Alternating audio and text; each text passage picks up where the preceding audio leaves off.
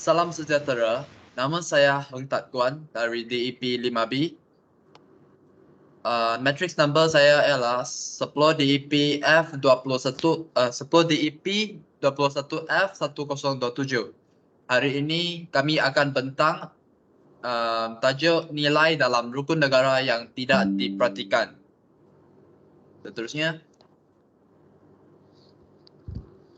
rukun negara yang kami akan bentang hari ini adalah 4, yaitu kepercayaan kepada Tuhan, kesetiaan kepada raja dan negara, kedaulatan undang-undang, dan kesopanan dan kesusilaan. Seterusnya,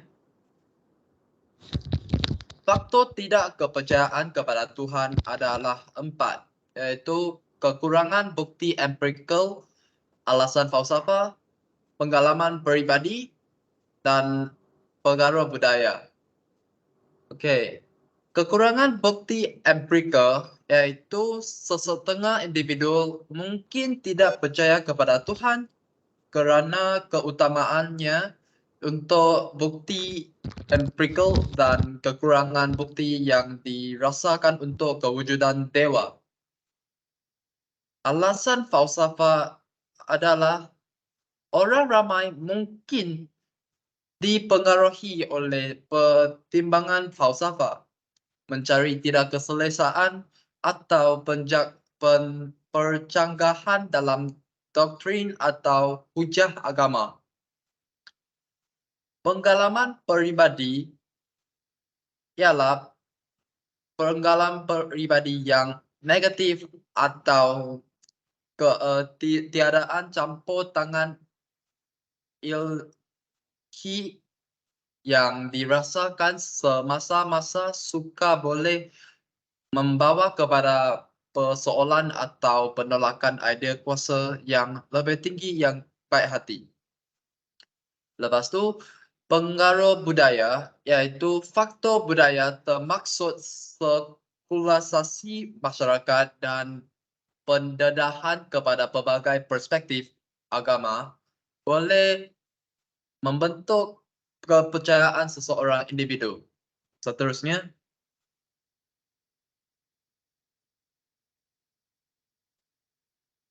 okey, so kesan tidak kepercayaan kepada Tuhan adalah 4, iaitu pelbagai moral dan etika, pelbagai sumber makna dan tujuan, penglibatan komuniti sekolah dan kesejahteraan psikologi. Pelbagai moral dan etika iaitu orang yang tidak percaya kepada Tuhan masih boleh mempunyai prinsip moral dan etika yang kuat, selalunya diperoleh daripada falsafah sekular, nilai budaya atau pengalaman peribadi. Pelbagai sumber makna dan tujuan iaitu individu mungkin mencari makna dan tujuan hidup melalui hubungan peribadi, pencapaian, menyumbang kepada masyarakat dan sumber lain di luar kepercayaan agama. Lepas tu, penglibatan komuniti sekular iaitu orang bukan penganut boleh mencari hubungan komuniti dan sosial melalui kumpulan sekular, organisasi kemanusiaan dan nilai bersama di luar konteks agama.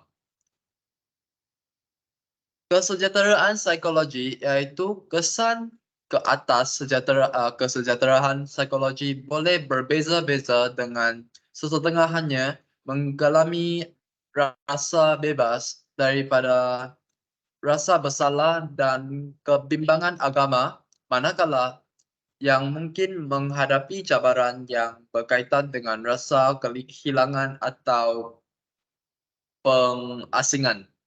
Seterusnya,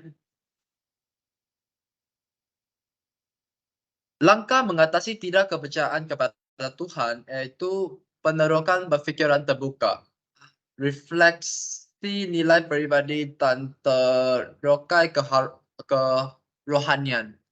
Penerokaan berfikiran terbuka iaitu dekati soalan dengan fikiran terbuka, baca teks agama dan libatkan diri dalam perbualan hormat dengan individu yang mempunyai kepercayaan berbeza. Refleksi nilai peribadi iaitu pertimbangan nilai peribadi dan prinsip moral. Fikiran sama ada ia sejajar dengan mana-mana ajaran agama atau diperoleh daripada sumber lain.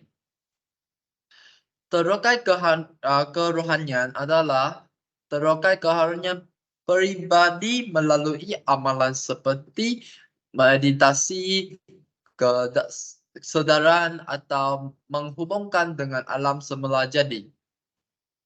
Seterusnya,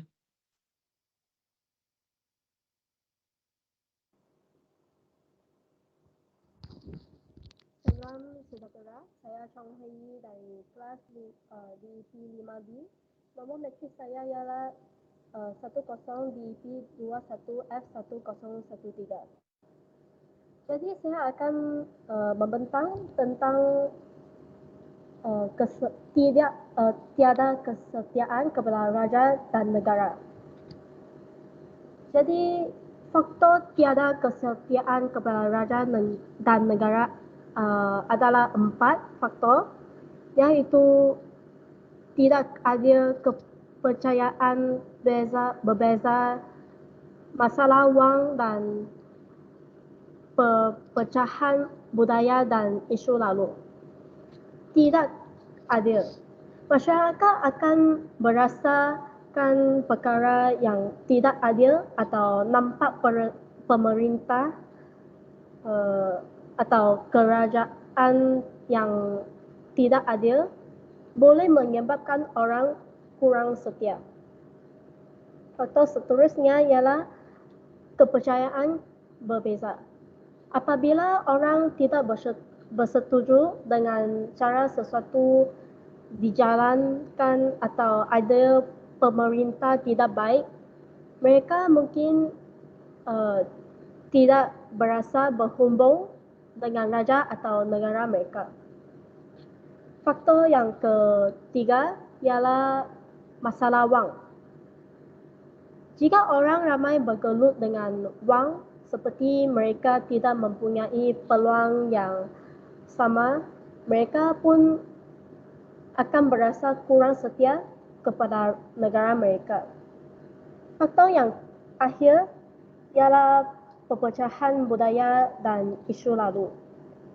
Isu masalah ini boleh mewujudkan yang mendalam tentang perbezaan dalam budaya atau sejarah. Sejarahnya.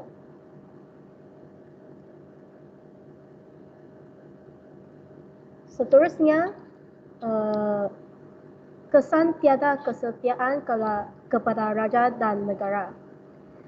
Kesan yang pertama ialah masalah dalam masyarakat. Jika masyarakat tidak berasa setia, boleh mencetuskan pergaduhan dan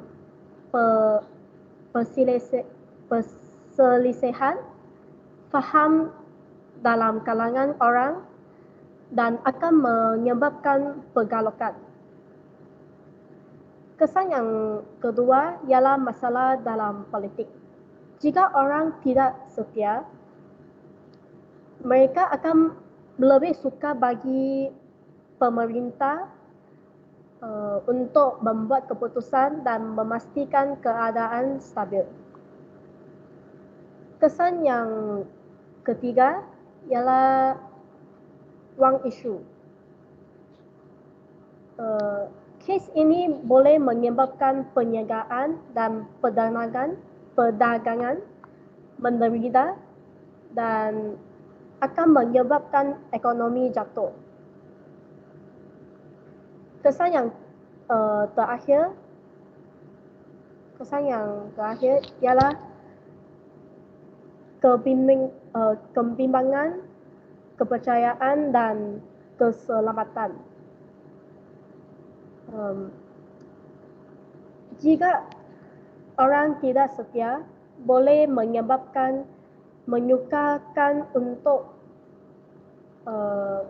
boleh menyukarkan untuk mempercayai kerajaan dan ini mungkin menjejaskan tahap keselamatan negara.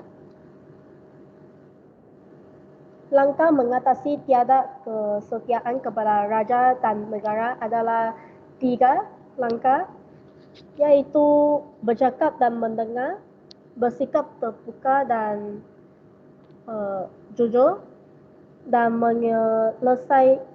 menyelesaikan masalah. Kerajaan mestilah bercakap dan mendengar masyarakat Malaysia. Mereka boleh mengadakan perbualan terbuka antara pemerintah dan rakyat untuk menyelesaikan masalah dan mendengar antara satu sama lain. Langkah yang kedua ialah kerajaan boleh bersikap terbuka dan jujur. Ini akan menunjukkan bahawa kerajaan adil dan jujur tentang apa yang dilakukan. Langkah yang terakhir ialah kerajaan mestilah menyelesaikan masalah sebenar. Kerajaan mestilah sentiasa membetulkan isu utama yang menyebabkan rakyat berasa tidak setia seperti masalah wang. Ini akan menjadi orang ramai berasa lebih berhubung dengan negara mereka. Kemudian saya akan meneruskan pembentangan kepada Jumping.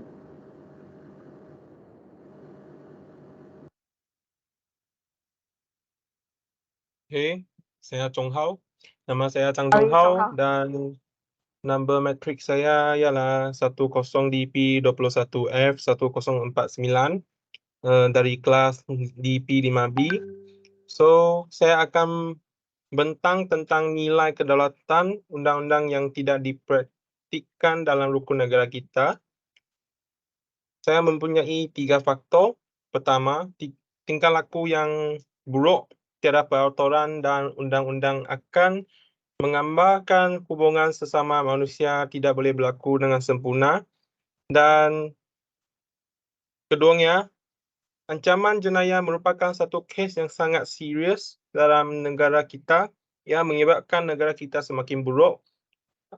Selain itu, ancaman inflasi juga satu faktor yang menyebabkan kedaulatan undang-undang negara kita. Next.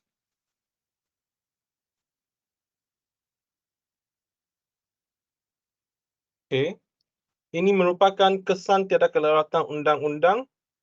Keharmonian negara yang akan terjejas bermaksud tiada kesepaduan antara rakyat. Sebagai contoh, rakyat tidak mempunyai maklumat yang jelas dan serupa dan tidak dikongsikan bersama. Ini akan menyebabkan keamanan negara, integrasi di peringkat wilayah dan kaum. Keharmonian masyarakat, keadilan untuk rakyat dan kerjasama antara masyarakat tidak dapat dipupuk serta disempurnakan dengan jaya. Keduanya, kesefahaman yang matang tidak dapat dipupuk dalam masyarakat. Masyarakat yang demokratik serta matang dalam membentuk kesefahaman merupakan satu kunci kepada pembangunan negara. Maksud masyarakat yang demokratik adalah masyarakat yang boleh menerima pandangan, berkongsi dan melaksanakan segala sesuatu yang berfaedah. Dan yang ketiga, ini kerana tiada perpaduan dan integrasi di dalam negara, tidak wujudan perpaduan dan integrasi boleh menyebabkan rakyat berasa terkongkong dengan aktiviti-aktiviti yang dijalankan adalah terhad. Oleh itu, timbullah perasaan ketidakpuasan hati di kalangan rakyat dan akhirnya mencetus kepada pertelingkahan dalam etnik. Next.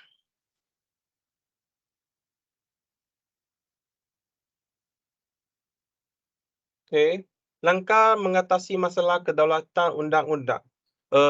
Saling menolong merupakan satu tingkah laku yang akan memperbaikikan hubungan antara sama orang lain, dan kedua ialah kerjasama dengan kerajaan.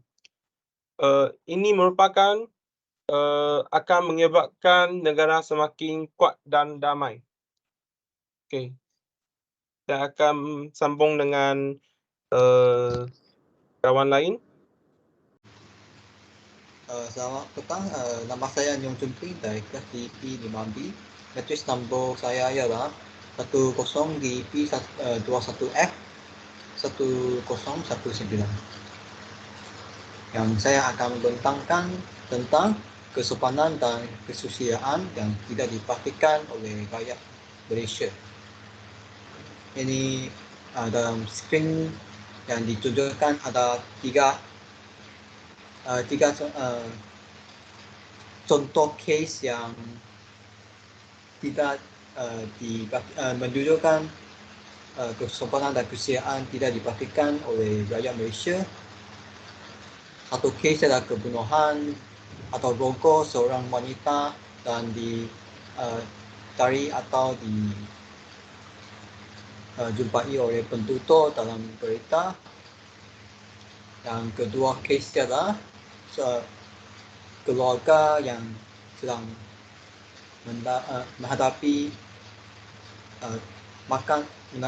sedang makan dan kanak-kanak yang tidak mempunyai adab meja kerana memang tak ada sopan adab meja kerana semasa makan, semasa tengok phone. Ketiga kes dalam merokok, inilah kurang sopan kerana tidak menghormati orang lain. Next slide adalah tentang kesan kesopanan dan kesusiaan.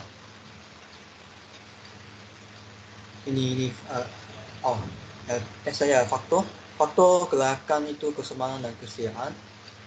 Ada 3 faktor: kekurangan pendidikan moral, pengaruh media yang tidak baik, dan didikan peribadi yang tidak baik. Ini untuk yang kurang pendidikan moral, iaitu sistem pendidikan itu tidak menekankan kepentingan nilai moral dan budi bahasa.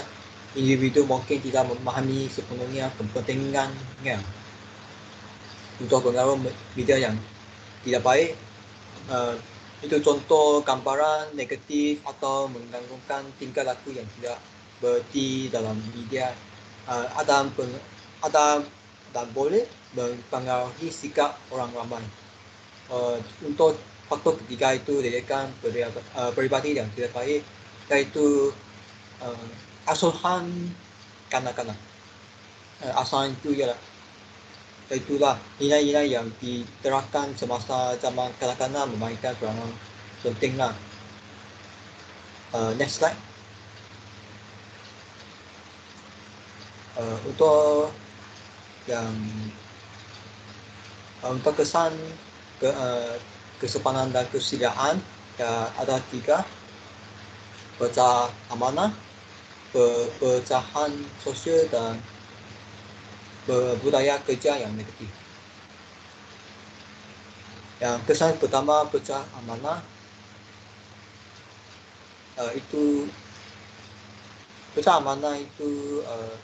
kepercayaanlah tingkah laku moral yang buruk dan kurang budi bahasa boleh menghakiskan kepercayaan antara individu lah, iaitu boleh pecah amanah juga lah. Untuk pecahan sosial, apabila sebahagian besar masyarakat menunjukkan tingkah laku moral yang buruk, yang boleh menyumbang kepada perpecahan sosial. Oleh itu, orang mungkin jadi lebih terpecu dan kurang bersedia untuk terlibat dalam interaksi sosial yang positif. Dan kesan ketiga ialah budaya kerja dan yang negatif.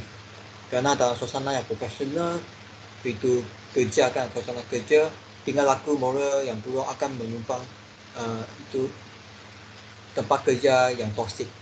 Oleh itu akan menurunkan itu kerja productivity keseluruhan. Next slide.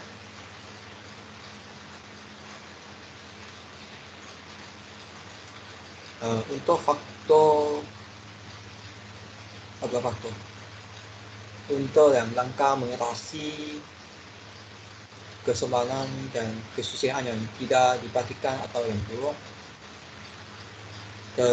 ada 3 langkah: teladan baik, program pendidikan yang lebih baik, dan gerakan empati. Untuk langkah pertama, teladan yang baik. Kita boleh membuat program pendidikan dan menyuruh yang program pendidikan ini boleh memfokuskan nilai moral, etika dan budi bahasa sejak kecil untuk memang menekankan itu kepentingannya kepada kanak-kanak. Untuk program pendidikan moral itu melaksanakan program pendidikan yang menyeluruh, yang memfokuskan kepada nilai moral. Ini akan mengintegrasikan nilai-nilai di kurikulum sekolah untuk menggerakkan pembangunan sosial. Seterusnya itu ialah gerakan empati. Menggerakkan pembangunan empati melalui inisiatif dan pendidikan dan program komuniti. Bantu individu memahami dan menghargai perspektif yang berbeza, memupuk rasa hubungan yang dengan orang lain. Next slide.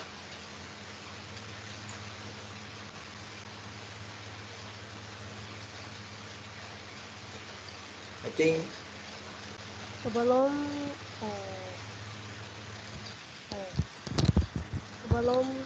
kesimpulan, kami akan menunjukkan satu video tentang masyarakat tidak menghormat rukun negara. Masih ada segelintir masyarakat di negara ini didapati tidak menghormati dan memahami roh serta semangat rukun negara. Bagi bekas Ketua Polis Negara Tan Sri Musa Hassan, golongan berkenaan sebenarnya tidak mempunyai jiwa untuk mengetahui tentang sejarah dalam negara mereka sendiri. Jika kita tidak ada jiwa untuk mengetahui tentang sejarah negara kita, tentang negara kita sendiri, maknanya kita tidak patriotik langsung. Ya, kita sentiasa boleh dimanipulasi tentang sejarah kita. Jadi akhirnya orang akan buat sejarah baru untuk negara kita hilang semua nanti. Katanya perbuatan seperti mengibarkan bendera yang terbalik adalah satu penghinaan kepada negara.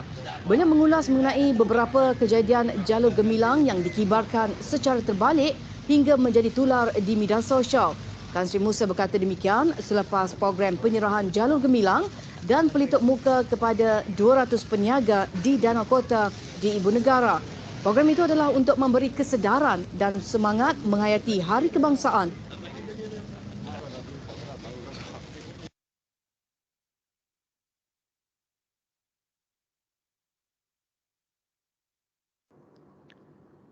Jadi saya akan meneruskan pembentangan kepada kesimpulan. Jadi nilai dalam rukun negara sangat penting. Jadi rukun negara mestilah dipraktikkan oleh semua rakyat Malaysia dan kita wajiblah mempercayai kepada Tuhan, bersetia kepada raja dan negara, mendaulatkan undang-undang dan bersikap kesopanan dan kesusilaan. Okey, saya akan meneruskan pembentangan untuk pengajaran rukun negara tidak dipraktikkan. Pengajaran ini kami memahami itu keburukan yang akan dibawakan jika rukun negara tidak dipraktikkan. Contohnya kekurangan pelibatan sivil, ketidakadilan dan ketidaksamaan. Oleh itu, kita sebagai rakyat mestilah mengikuti itu dan membaktikan hukum negara.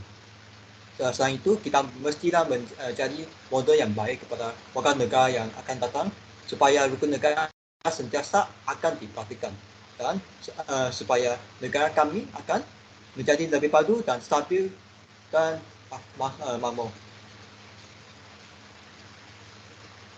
Itu je. Terima kasih.